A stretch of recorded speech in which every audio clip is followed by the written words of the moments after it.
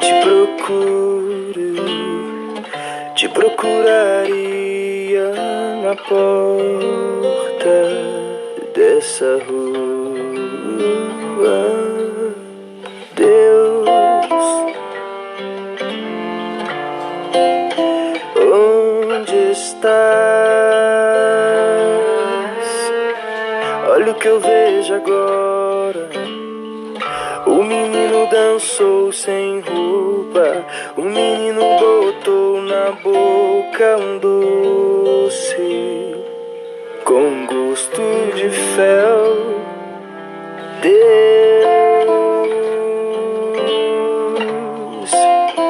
onde estás? A igreja arrancou o sino, o homem esqueceu o menino, fez castelo de ouro e prata e perdeu a vida.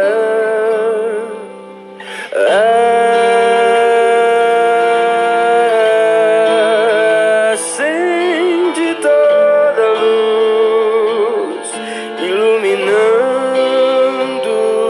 a terra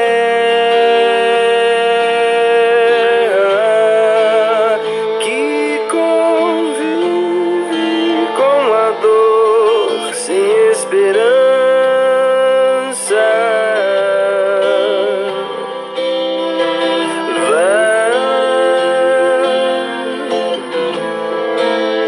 Onde há dor e cura,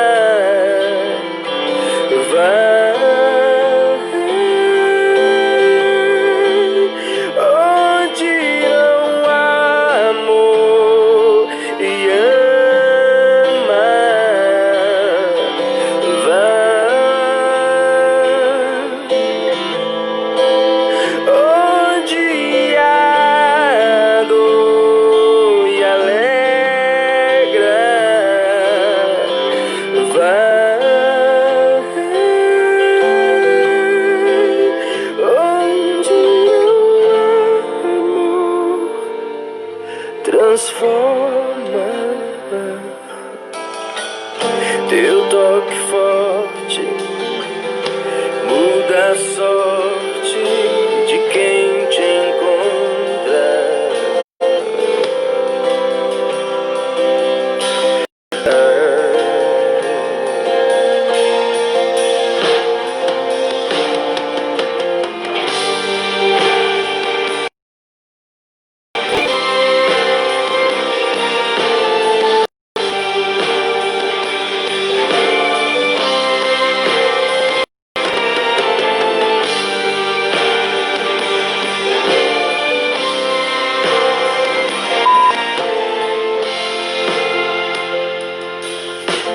Deus,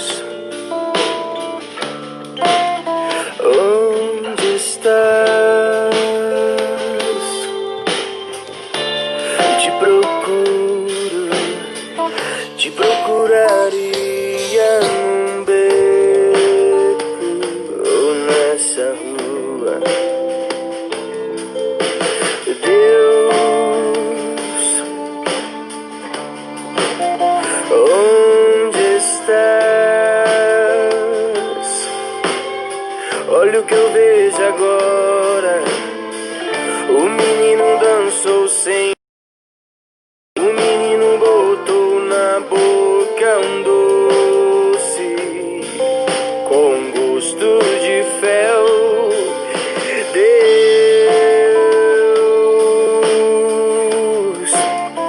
onde estás?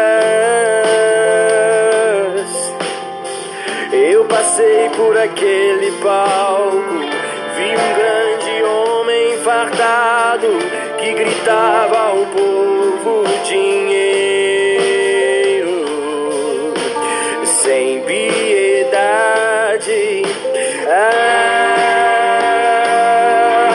O homem passou e se esqueceu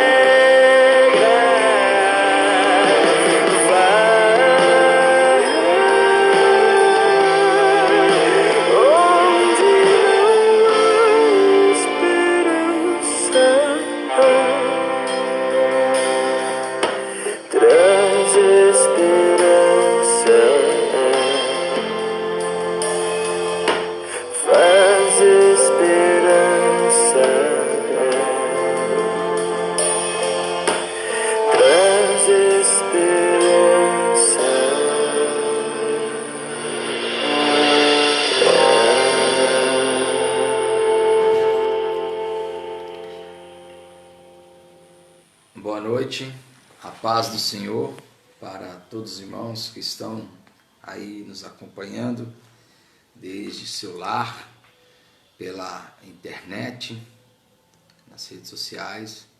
Um grande abraço, que Deus te abençoe. A minha irmã, Maria Aparecida, minha irmã, está acompanhando, um grande abraço. Natan, são os nomes que aparecem aqui, que Deus abençoe grandemente vocês aí. E eu gostaria de convidar você para ler a palavra do Senhor, os primeiros versículos do capítulo 5 de Tiago, Epístola de Tiago, capítulo 5, versículos de 1 a 6. A palavra do Senhor nos diz assim: Atendei agora, ricos, chorai, lamentando por causa das vossas desventuras que vos sobrevirão. As vossas riquezas estão corruptas, e as vossas roupagens comidas de traça. O vosso ouro e a vossa prata foram gastos de ferrugens, e a sua ferrugem há de ser por testemunho contra vós mesmos, e há de devorar como fogo as vossas carnes. Tesouros acumulastes nos últimos dias. Eis que o salário dos trabalhadores que ceifaram os vossos campos e que por vós foi retido com fraude está clamando, e os clamores dos ceifeiros penetraram até os ouvidos do Senhor dos Exércitos. Tende vivido regaladamente sobre a terra, tendes vivido nos prazeres, tendes engordado o vosso coração em dia de matança. Tendes condenado e matado o justo sem que ele vos faça resistência. Vamos orar mais uma vez. Pai Santo, Pai de amor, eu quero te louvar e te agradecer por esse dia, te louvar pelas misericórdias do Senhor que não tem fim, que o Senhor possa falar aos nossos corações, nos ensinar a viver mais conforme o teu querer, conforme o teu agir. Eu quero agradecer ao Senhor pelas bênçãos que tem concedido à minha família, ao meu lar e àqueles que nada têm, também que o Senhor use misericórdia. Eu quero pedir a tua misericórdia sobre as famílias que estão passando por momentos difíceis, famílias que estão enfrentando a dor por causa da perda de entes queridos, por causa dessa enfermidade que tem acometido a nação e ao mundo. Que o Senhor possa trazer graça sobre os corações. Também aqueles que perderam entes queridos, eu quero pedir ao Senhor, especial pela família da nossa irmã que partiu hoje para estar com o Senhor, nossa irmã Rosana Conevalic, lá de Londrina, que o Senhor esteja com a família dela, com os irmãos da Igreja Presbiteriana Boas Novas de Londrina, no Paraná. O Senhor possa derramar graça aos corações daquelas pessoas e o Senhor venha fortalecê-los com o teu. Que o Senhor possa nos ensinar, Pai, igreja, a andar mais com o Senhor e aprender mais, e como a canção que nós cantamos, nós possamos, onde nós formos, levar amor, levar a paz, levar a palavra, levar o consolo, levar a ajuda, levar Jesus às pessoas. Em nome de Jesus eu peço. Amém. Meus irmãos, o texto que nós lemos, a princípio, quando a gente lê assim, né, a gente pensa assim, bom, mas esse texto é um tanto diferente, porque ele está tratando de ricos, de poderosos. Como a gente tem falado, né? A gente falou na semana passada a respeito disso, que no capítulo 4, Tiago tratou acerca da arrogância humana, né? Falando sobre a arrogância, como que a arrogância humana, às vezes ela se propõe a ser algo grandioso, algo assim que tem poder, mas ele fala a respeito de que nós devemos ser humildes diante de Deus. Lembra que nós falamos que quando ele conclui a primeira parte do capítulo 4 lá, humilhai-vos na presença do Senhor e ele vos exaltará. Ele vai nos trazer a respeito do que é humildade e do que não é humildade. Então nós falamos a respeito daquela falta de humildade que é o fato de julgar o irmão, ou daquela falta de humildade quando é você fazer projetos como se Deus nem mesmo existisse, sem esquecer ou esquecendo-se que tudo é feito segundo a vontade de Deus, de acordo com os planos de Deus. né? Então veja só, aqui como se ele também estivesse ainda falando sobre o tema da arrogância humana. Ele vai falar agora sobre os poderosos. E ele vai falar, olha, ricos, chorai lamentando por vossa desventura que vos sobrevirão. Tiago, como nós falamos semana passada, ele é muito direto, ele é muito franco, ele não esconde a sua franqueza e nem mesmo as suas palavras, que muitas vezes são proféticas. Aliás, Tiago ele se parece muito nos seus escritos com a sabedoria, né, os livros de sabedoria, mas também com os profetas. Amós, por exemplo, foi um profeta que profetizou contra Judá, contra a nação de Israel, clamando contra os líderes da nação por causa das injustiças sociais. E ele vai falar aqui também, de certa forma, contra as injustiças praticadas pelos poderosos. O tema, então, continua sendo a arrogância humana. E ele vai dizer, olha, ricos, vocês devem chorar e lamentar, porque o que vem daqui para frente para vocês é terrível.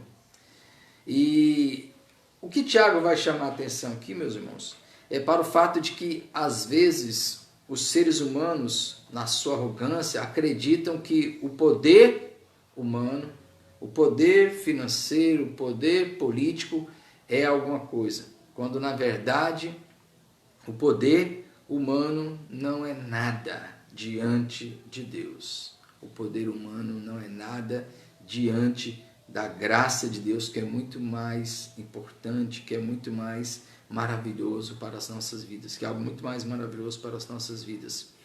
Veja que Tiago é como se ele estivesse revendo aqueles ensinos do nosso Senhor Jesus Cristo lá no Sermão do Monte.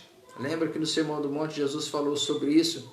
Não ajunteis para vós tesouro aqui na terra, onde a traça e a ferrugem destrói. Pois é, Tiago, algo muito parecido ele vai falar aqui. Veja o versículo 3. O vosso ouro e a vossa prata foram gastos de ferrugens, e a sua ferrugem há de ser por testemunho contra vós mesmos, e há de devorar como fogo as vossas carnes, tesouros acumulastes nos últimos dias. Tiago está aqui chamando a atenção para a estultícia, para a estupidez, para a ignorância daqueles que se julgam poderosos e que oprimem o necessitado. Veja, Tiago, ele trata muito aqui acerca das injustiças sociais. É interessante porque Tiago, como eu falei, ele está como se fosse revendo aquilo que a própria palavra de Deus já traz. E é muito interessante isso, nós falamos sobre isso, porque às vezes a gente tem um pensamento de que a fé cristã não tem nada a ver com justiça social. Às vezes nós nos preocupamos apenas com a questão espiritual e falamos assim, bom, nós temos que pensar apenas no futuro, sabendo que Deus vai nos dar um descanso glorioso no paraíso, etc. De fato, a nossa maior esperança é na glória, a nossa maior esperança é nos céus com o Senhor. A nossa vida, nós temos que cuidar muito da nossa alma, mas nós não podemos esquecer de que o ser humano é um ser completo. Ele é corpo, alma, espírito, ou corpo, alma e espírito, dependendo do entendimento teológico de algumas pessoas. Mas a questão é que o homem é um ser completo, holístico, completo. Então nós precisamos pensar na vida como um todo. E algumas pessoas questionam, inclusive isso foi assunto até de um debate hoje numa página do Facebook, né, do pastor Antônio Carlos Costa. Ele colocou um questionamento que alguém falou sobre ele. Alguém perguntou assim, qual é a base teológica para a justiça social, para o cristão se preocupar com a justiça social?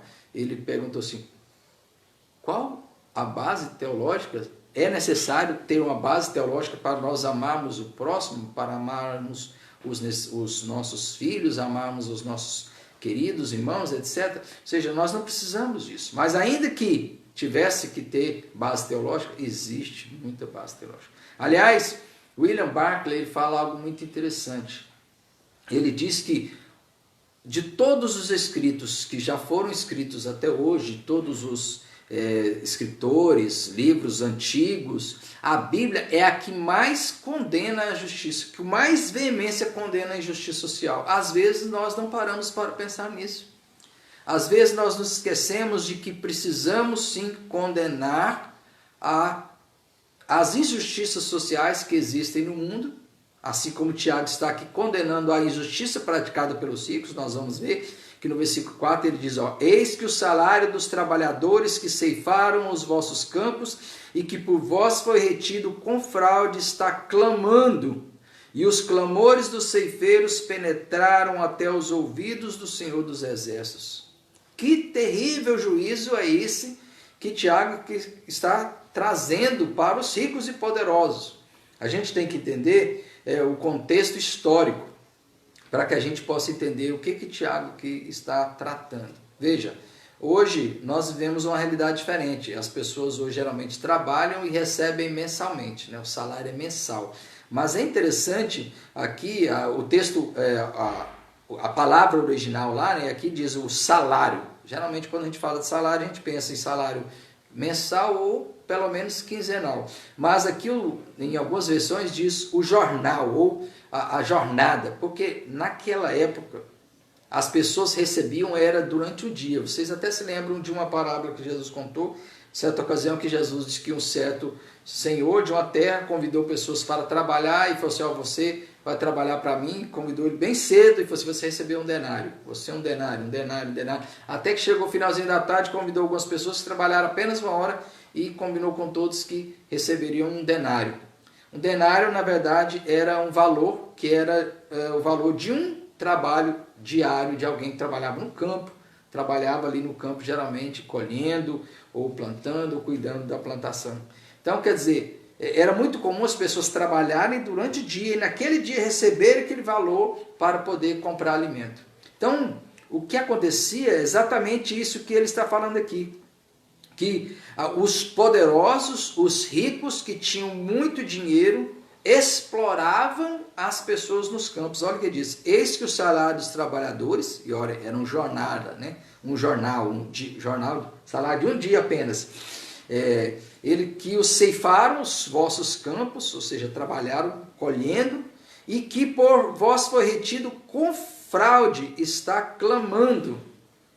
E os clamores dos ceifeiros penetraram até os ouvidos do Senhor dos Exércitos, como se dissesse, vocês estão tratando com desprezo, com injustiça, com maldade, os pobres que trabalham nos campos.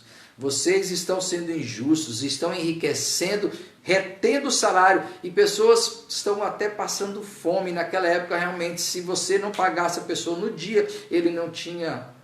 Porque era muito restrito o que as pessoas ganhavam, era um denário, só dava mesmo para comprar ali para a sua sobrevivência. Eles não tinham como juntar dinheiro. Quem era um trabalhador rural, um diarista, né? Um jornaleiro que trabalhava nos campos, que não tinha terras, eles dependiam do salário diário. E muitas vezes, em algumas ocasiões, os poderosos, donos de terra, não pagavam e as pessoas literalmente passavam necessidade, fome. E é esta atenção aqui que ele está chamando, para que eles realmente não agissem daquela forma. E muitas vezes de forma fraudulenta. Olha, por vós é retido com fraude. Mas olha o que ele diz, o salário deles está clamando, os clamores desses homens, essas pessoas estão clamando a Deus, e estão chegando aos ouvidos do Senhor dos Exércitos, aquele que é poderoso. Agora, o que a Bíblia fala a respeito do Senhor dos Exércitos, do nosso Deus, em relação aos necessitados? Às vezes nós nos esquecemos disso, mas se você for olhar para as Escrituras, né, como William Barclay falou, eu mencionei agora há pouco, é o livro que mais condena as injustiças sociais, mais do que qualquer outro livro, mais do que os livros de Marx ou de qualquer outro pensador socialista, comunista, que critica o capitalismo. A Bíblia condena todo tipo de exploração do ser humano. Veja, a Bíblia nos mostra que o nosso Deus é um Deus que zela pelos vulneráveis. Vamos olhar alguns textos das Escrituras que trazem e revelam isso de forma muito clara. Vamos começar lá no Antigo Testamento, né, e vamos começar de trás para frente, ou seja, vamos começar com os últimos. Zacarias, capítulo 7, versículo 9 e 10. Olha como que realmente a palavra do Senhor, o profeta, né, usado por Deus, trata este assunto. Zacarias 7, versículos, começando no 8. A palavra do Senhor veio a Zacarias dizendo: assim falara o Senhor dos Exércitos, executai juízo verdadeiro, mostrai bondade e misericórdia, cada um a seu irmão. Oh, meu irmão, agora que eu lembrei que meu microfone estava longe de mim, provavelmente o som não estava nem bom, agora vai melhorar. Espero que sim. Agora que eu percebi que o microfone estava fora da lapela. Assim falara o Senhor dos Exércitos: executai juízo verdadeiro, mostrai bondade e misericórdia, cada um a seu irmão.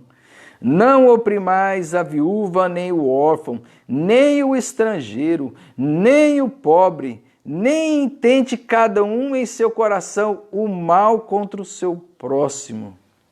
Meus irmãos, o Senhor fala de forma muito forte na sua palavra. E Ele ordena que aqueles homens tomassem todo cuidado para que eles realmente exercessem um juízo verdadeiro. Qual era o juízo verdadeiro? Era mostrar bondade e misericórdia.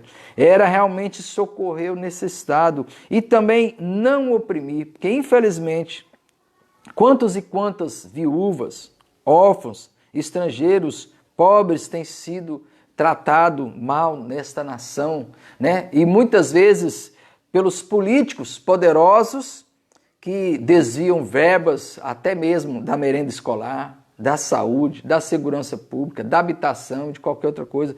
Mas muitas vezes empresários sonegam impostos também, e ele não sabe que lá na ponta quem vai sofrer é o mais pobre, porque quando se sonega impostos, quando você deixa de pagar algumas taxas, desvia a energia elétrica, coisas assim, as pessoas só querem saber de enriquecer. Isso é altamente condenado pela palavra de Deus, o nosso próprio Deus.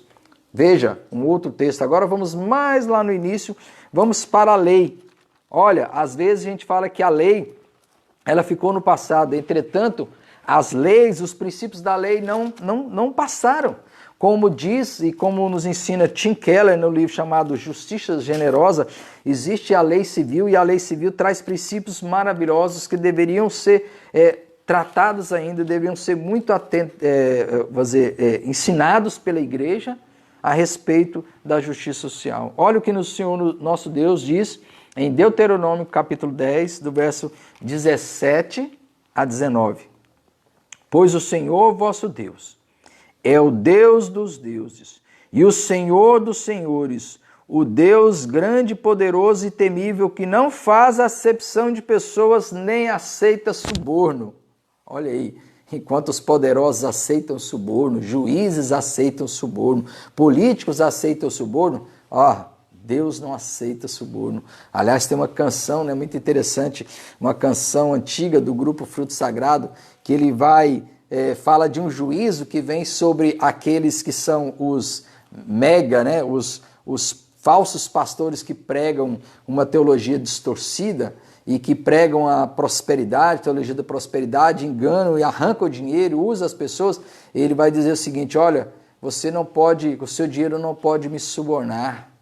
Você não pode realmente me subornar, porque eu vim aqui, eu tenho uma ordem, a minha ordem é te buscar para a condenação. Essa é uma ilustração como se fosse um teatro, ou seja, não haverá como subornar o Deus que é justo. Veja o versículo 18, que faz justiça ao órfão e à viúva, e ama o estrangeiro, dando-lhe pão e vestes. Amai, pois, o estrangeiro, porque fostes estrangeiros na terra do Egito.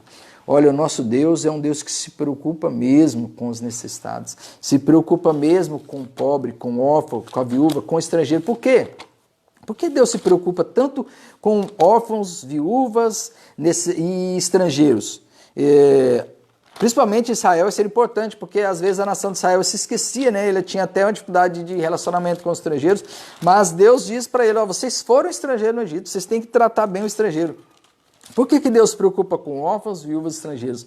Porque são os mais vulneráveis. Na verdade, Deus até chamado de pai de órfãos e defensor das viúvas. Salmo 68, versículo 4 e 5, a gente pode ler depois, mas eu gostaria de chamar a atenção para o Salmo 146, versículo 7 e 9, que diz assim: que faz justiça aos oprimidos, que dá pão aos que têm fome. O Senhor liberta os encarcerados. O Senhor abre os olhos aos cegos. O Senhor levanta os abatidos. O Senhor ama os justos. Meus irmãos, que maravilha. A palavra de Deus é muito clara. Ela nos mostra que Deus realmente é aquele que se preocupa com os que sofrem, com aqueles que são esquecidos, muitas vezes até por nós. Veja o que ele diz aqui no versículo 5 do Salmo que eu citei agora, 68, versículo 4 e 5. Cantai a Deus, salmodiai o seu nome, exaltai o que cavalga sobre as nuvens, o Senhor é o seu nome, exultai diante dele. Pai dos órfãos e juiz das viúvas, é Deus em sua santa morada. Meus irmãos, que maravilha, nós sabemos que esse Deus é um Deus que se preocupa com os necessitados. Deus, ele sempre se preocupou. Isso tem para nós um ensino muito grande. Ou seja, nos ensina que assim como Deus se preocupa com o necessitado, se preocupa com o pobre, nós também devemos nos preocupar. E esse é exatamente o motivo por que nós devemos nos preocupar com o necessitado. Porque o próprio Deus, o nosso Senhor se preocupa. Da mesma forma, nós temos que ser imitadores dele. Agora, você sabe qual é a razão e por qual motivo Deus se preocupa com os necessitados, os vulneráveis? Você sabe? Veja, a palavra do Senhor nos diz aqui em Provérbios, capítulo 14, 31. Olha o que ela diz aqui. Provérbios 14, 31. O que oprime ao pobre insulta aquele que o criou, mas a este honra o que se compadece do necessitado. Meus irmãos, oprimir o pobre é a mesma coisa de oprimir a Deus. Deus realmente, ele se preocupa com o necessitado. Aquele que realmente oprime o pobre é como se estivesse insultando o Criador. Nós temos que olhar para as pessoas, ainda que elas nem sejam cristãs, não temam a Deus, mas como pessoas que são a imagem e semelhança de Deus. O pobre e o necessitado, eles são cuidados por Deus. E é exatamente essa preocupação de Tiago. E Tiago está escrevendo também, lembra que ele está escrevendo para cristãos, que eram cristãos judeus, que haviam se espalhado por todo o Império Romano, e eles estavam sendo oprimidos pelos poderosos. Mas, olha o juízo de Tiago. Tendes vivido regaladamente sobre a terra, tendes vivido nos prazeres, tendes engordado o vosso coração em dia de matança. E olha a frase final. Tendes condenado e matado o justo, sem que ele vos faça resistência. Alguns podem perguntar, mas como? Porque eles deixavam de pagar o salário, deixavam as pessoas às vezes morrer à míngua por problemas de saúde, doença ou até mesmo a alimentação. Meus irmãos, o nosso Deus é um Deus de justiça. E quando ele chama atenção para os ricos e cobra dos ricos um compromisso mais sério para que eles se preocupem com o necessitado e chama atenção para isso, isso serve para nós. Assim, bom, mas nós não somos ricos, nós não somos poderosos. Mas, como diz a palavra do Senhor, aquele que possui bens deste mundo, ainda que seja pouco, cerrar as entranhas para aqueles que... Como poderá permanecer o amor de Deus? Nós que temos realmente, que nós temos que agir. Porque, de fato, a palavra do Senhor nos mostra que a verdadeira justiça é a justiça que vem de Deus. E ele se preocupa com o pobre, ele se preocupa com o necessitado. Aqueles que estão hoje vivendo no luxo, na riqueza, e não se preocupam em socorrer o necessitado, vai ter o juízo. Como é que nós poderíamos aplicar isso às nossas vidas, ainda que, vamos dizer assim, nós não somos ricos e poderosos? Aqui há uma chamada de atenção de Tiago para o fato de que nós temos condições, ainda que não como os ricos, de atender o necessitado. Mas existem outras aplicações para a nossa vida? Existe. Ou seja, se nós olharmos para os necessitados e não fizermos nada, como ele já disse aqui, né, lá no capítulo 2, é uma fé que não é verdadeira. Não é uma fé viva, é uma fé morta. A fé verdadeira é uma fé que é demonstrada por meio das obras, por meio de atitudes. Então, quando nós também retemos o salário de alguém, quando nós deixamos de pagar aquelas pessoas, eu falo isso porque tem pessoas que talvez estejam me ouvindo, ainda que não seja rico, mas talvez tenha alguém trabalhando. Então, veja, isso serve para você também. Você não pode deixar uma pessoa deixar de pagar para ela aquilo que ela é devido. Se você tem uma dívida com alguém, sabe que alguém está necessitado, você precisa pagar. Aliás, o apóstolo Paulo também nesse sentido ele disse: a ninguém devais coisa alguma, a não ser o amor com que vos ameis uns aos outros. Nós não podemos ficar devendo. Nós não podemos reter. Quem sabe a gente está precisando aprender alguma coisa nessa área. Na área de que a gente precisa acertar as nossas contas. Não ficar devendo. Não ficar realmente deixando de socorrer aquele que precisa. Deixando de ajudar aquele que realmente precisa do nosso amor e precisa do nosso cuidado. Se nós formos olhar para as Escrituras, né, existem muitos outros ensinos que vão nos mostrar como é que nós podemos viver esta vida de justiça social, socorrendo aquele que tem fome. Veja, aqui também Tiago vai nos mostrar que tudo que o homem plantar, assim como Paulo escreveu ao Gálatas, tudo que o homem plantar, isso ele vai colher.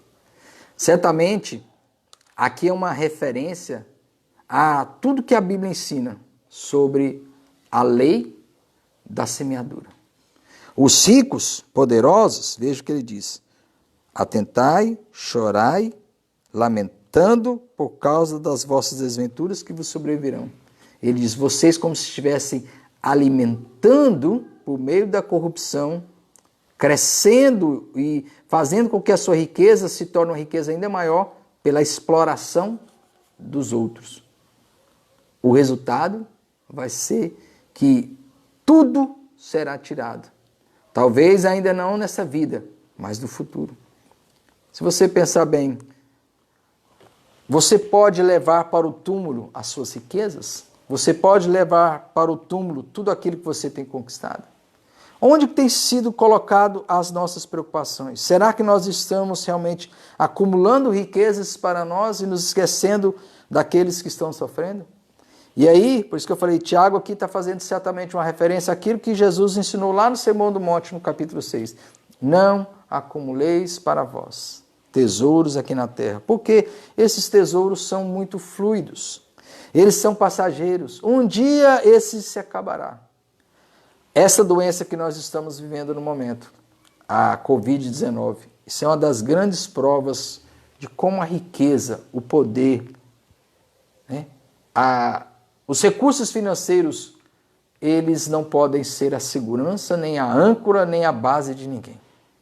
Quantas pessoas que por mais dinheiro que tem, se ela muitas vezes não estiver com boa saúde, ela pode ser ceifada por essa doença. Um vírus que deixou muitos, né, em situação complicada. Muitas áreas da economia foram afetadas. Muitos empregos se acabaram. Muitos recursos findaram. Por quê? Porque não há estrutura. Você não pode confiar no dinheiro, você não pode confiar no poder, você não pode confiar nas riquezas. Tudo que a pessoa acumular, ela pode se esvanecer nas mãos da pessoa. Os antigos faraós do Egito, eles acreditavam que poderiam levar para a outra vida todas as riquezas, né? Mas o que acontece é que construíram aquelas poderosas e suntuosas pirâmides como túmulos, e eles foram enterrados ali, segundo os historiadores, enterrados com muito tesouro. Hoje não existe mais tesouro. Eles chegaram lá do outro lado, descobriram que nada lhes servia. Os tesouros ficaram aqui e já foram até roubados, já foram até saqueados daqueles mausoléus que eram as pirâmides. Ou seja, eles não puderam realmente preservar, assim como nós não podemos levar nada dessa vida. Nada. Jó, né? Terminando aí, concluindo com Jó. Jó era um homem rico. Jó era um homem que tinha muitos animais, que tinha muita terra, tinha empregados, tinha uma família muito bonita, 10 filhos, 7 filhos e 3 filhas. Mas de uma hora para outra, ele perdeu tudo que ele tinha. Mas o que acontecia? Jó, ele não era um homem que tinha toda a sua esperança.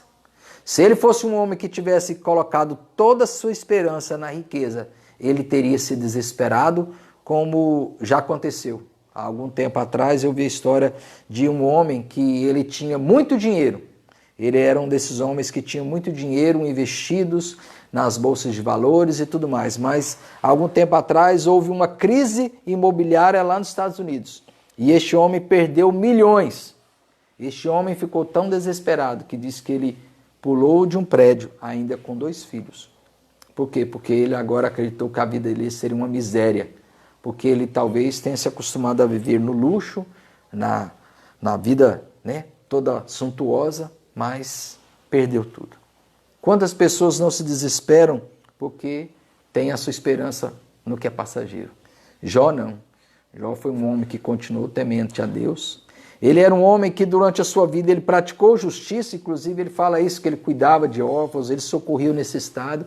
Ele era um homem que aprendeu, inclusive, a socorrer. Por isso que a Bíblia diz que ele era um homem justo e íntegro, reto, que se desviava do mal. Nós vimos na história de Jó que ele teve tudo de volta, tudo restaurado por Deus. Mas pode ser que Deus não restaurasse.